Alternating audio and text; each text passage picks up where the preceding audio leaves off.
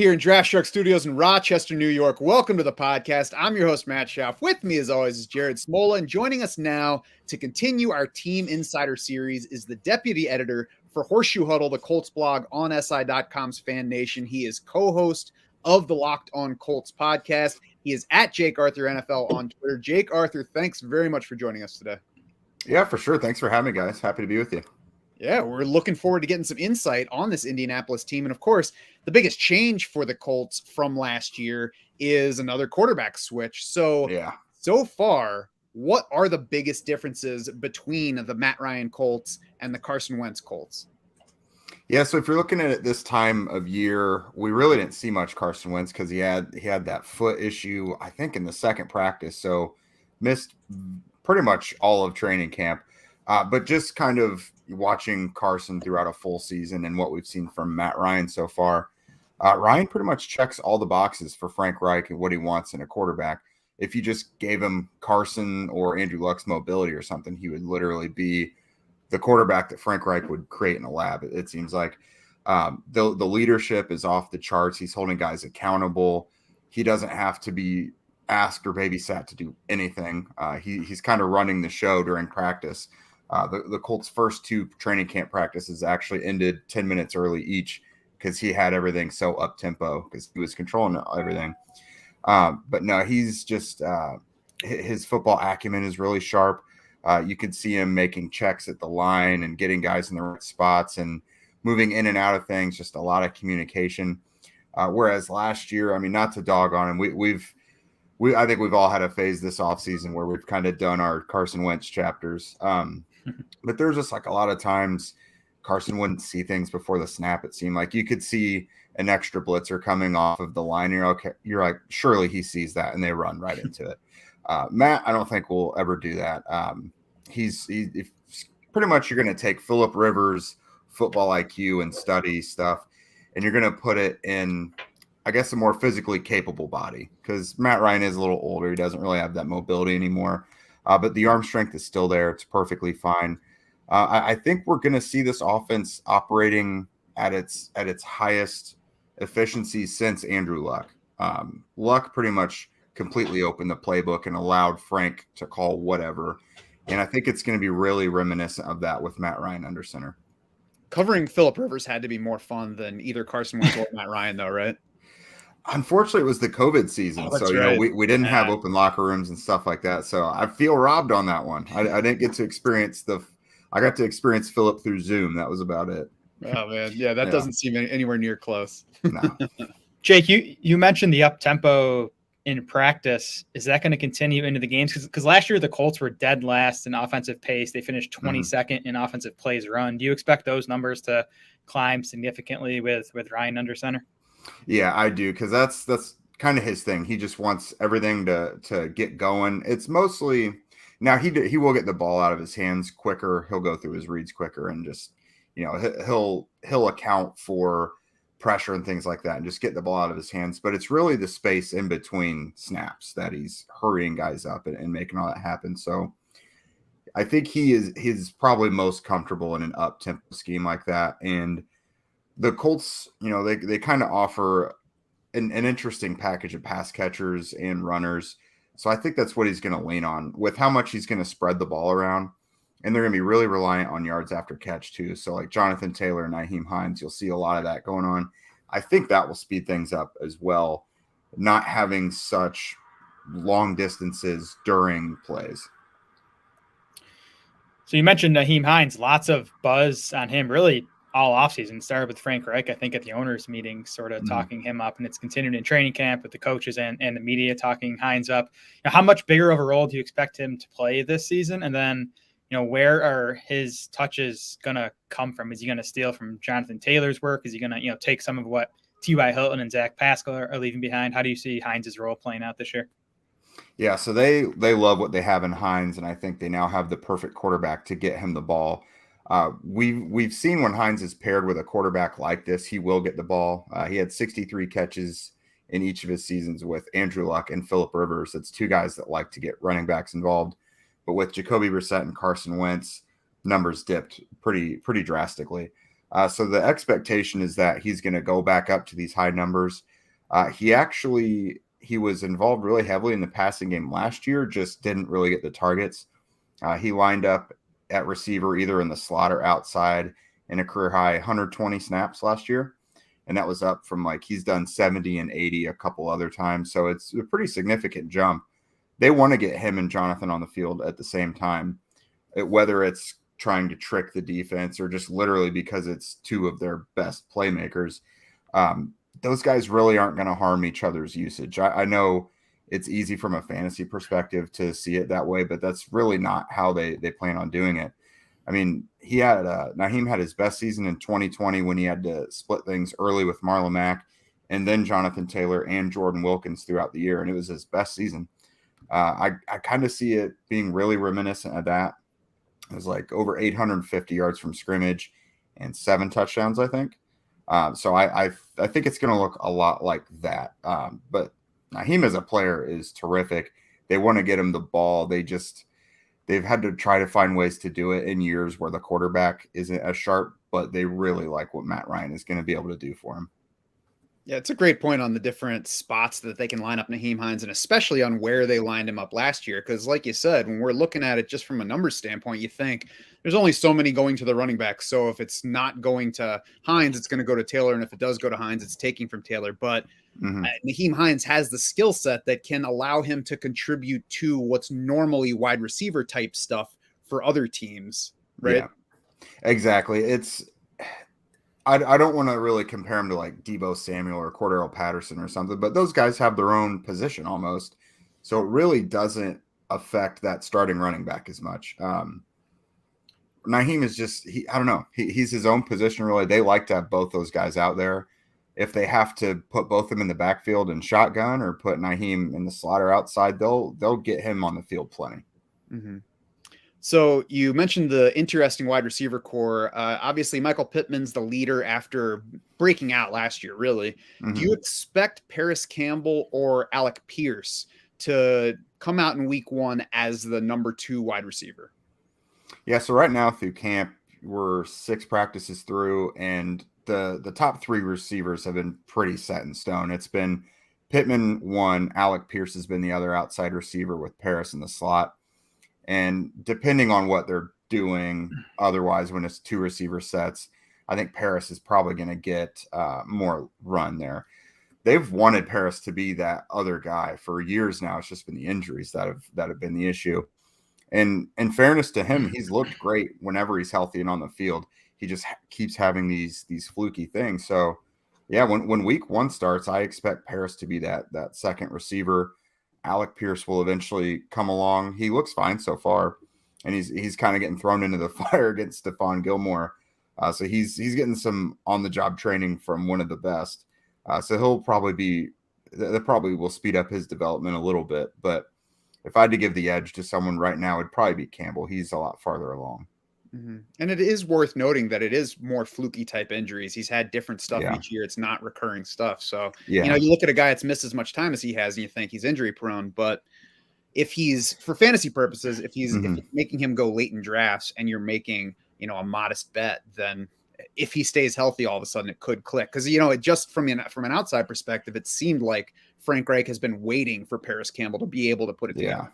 Yeah, Frank loves Parris Campbell. That was one of the guys since he's been in town that he stood on the table for. Not that the front office didn't love Campbell, but when they drafted him, that was really Merry Christmas, Frank. That was kind of how it was. But no, Parris wasn't hurt in college. He's not a guy. He doesn't pull hamstrings and groins. He doesn't have all those soft tissue things. He had a core muscle injury that required a procedure as a rookie. He broke a foot, a hand. Harrison Smith drilled him in the knee in 2020 in week 2 and messed his knee up. It's all legitimate injuries. They're just all happening to one guy, and he's had terrible luck with it. But it's all stuff you can't really avoid. It's hard to trust from a fantasy perspective, but really good late round sleeper. He's someone I've been trying to target there in the teens if I can. And he's looked good in camp so far, right? It doesn't seem like any of these injuries have sapped his explosion or speed.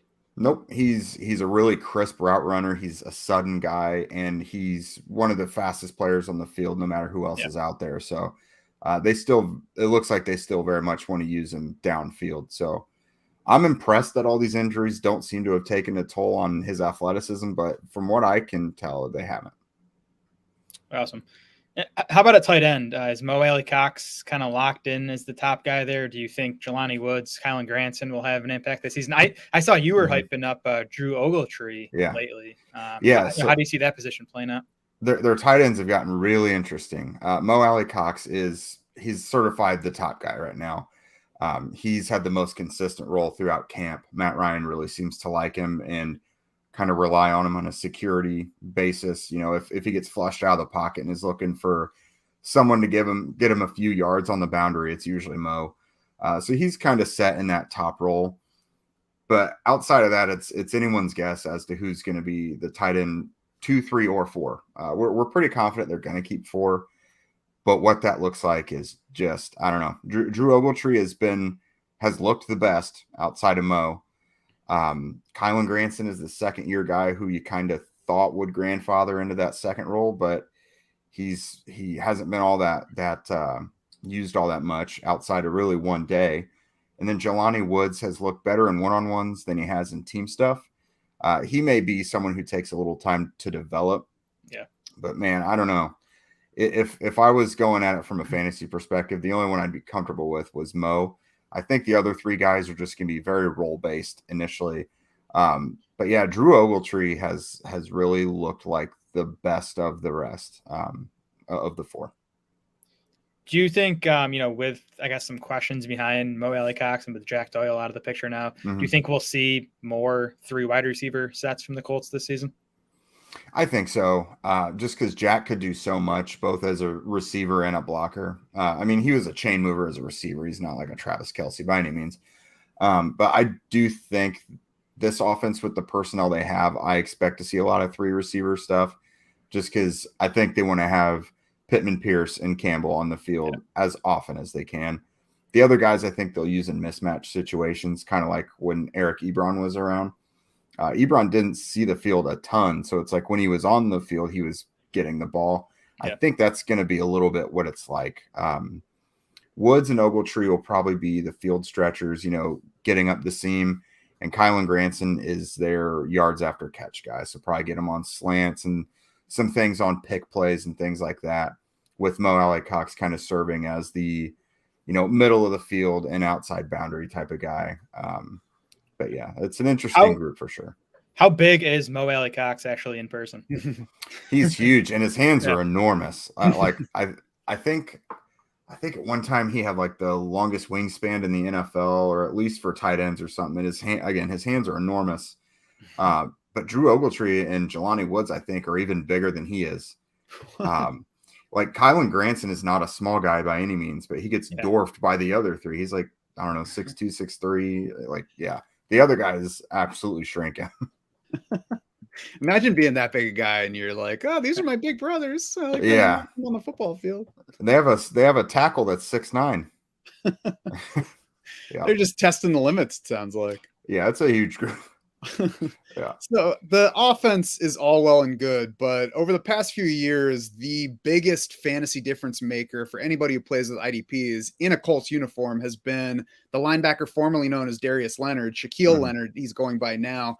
How is his health right now? He had the nagging ankle injury that's been going for a while and still wasn't out of the picture this summer. And then he had the back surgery that probably is what put him on the PUP. How are things looking for him? What are they saying about him? What's he saying about it? Any recent update hasn't really given much info. It's just kind of he'll be ready when he's ready. But he's been out there watching from the sidelines every day, and he looks good. He doesn't seem to be laboring when he walks or anything like that. Now, since it's a back, that's real tricky. I'm sure they want it 100% before they throw him out there. But they've stopped short of guaranteeing he'll be out there by week 1. But I don't know. That's just a tricky one. Knowing him, I don't know that he's going to miss much regular season time. But shortly after he had the back procedure, they said they expected him to miss some training camp time, but that they hope to have him back before training camp's over. So they won't give a timeline, but the prognosis doesn't sound like it's going to be something that bleeds deep into the season by any means. Now he's on PUP, so if he stays on there, that's what, 4 or 6 games. But I haven't gotten any indication yet that he's supposed to miss a ton of regular season time.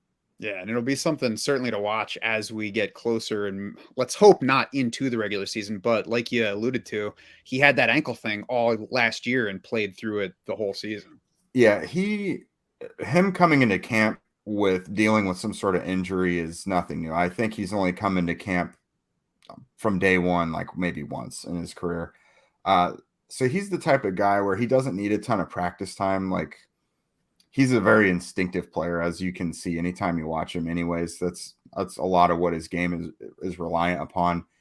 He said when we asked him about it, he's like, football's football. I don't think I'm going to need a lot of practice time to get ready for it. And it was like he was playing on one leg last year, and he had a terrific season. Bunch of forced fumbles, still had the pick numbers, over 100 tackles. So I'm not really concerned about him needing a ton of conditioning and like time to get ready. Once they activate him, he'll probably be ready to go shortly thereafter. What about Nick Cross? Is the rookie ready to take over Khari Willis's vacancy at safety? I think at some point this season he will. He started the first couple practices at strong safety alongside Julian Blackman. But as Rodney McLeod has gotten his legs under him a little more, he's kind of taken over that top strong safety role in the box. So I think they definitely have plans for Cross to be the guy at some point this season, but they're not going to rush it. Like, McLeod's a 10-year vet. They're safe with him being out there. Like, they don't need to rush the rookie in there yet. But yeah, at some point it will happen, I'm sure, because Willis took over Clayton Gether's job before him, like midway through the year. It'll probably be pretty similar to that, if I had to guess. And they definitely want Blackman in there. Yeah, Blackman is the guy at free safety in this new defense with Gus Bradley. He's that single high guy. He's very firmly in there, and he's coming back from his Achilles, but he's been in there since day one of camp, and he's looked terrific. You can't even tell that it happened. And that, I knock on wood, but he's looked terrific. I'm really happy to see him out there already. Nice. Well, we were very happy to have you come in and give your Colts insight. The deputy editor of Fan Nation's Colts coverage. He is a co-host of the Locked On Colts podcast. You can follow him on Twitter at Jake Arthur NFL. Jake, what should people look for from you coming up over the next few weeks and, into the season too? Yeah, so the thing that keeps me busiest right now is I get my notes. I kind of empty my notebook in an article every day after training camp practice. And then Monday through Friday, Zach Hicks and I have our Locked On Colts podcast that we bring you guys. So that takes up most of my time. To shoot today, I'm going to have out a new roster prediction and kind of depth chart thing for the Colts after they've done 6 practices, kind of giving an update on some of the battles they've had. So lots of training camp related content. Nice. Look forward to the Drew Ogletree update there. Thanks again for joining us today. Yeah, of course. Thanks for having me, guys. You can find every episode of our Insider series on DraftSharks.com, on our YouTube channel, on Spotify, on Apple, anywhere else that you like to get your podcast. Become a DS Insider today. You can take advantage of our exclusive draft war room, the award-winning projections, and all the in-depth analysis. For our guest, Jake Arthur, for Jared Smola, and the rest of the Draft Sharks crew, I'm Matt Schaff saying thanks so much for swimming with us.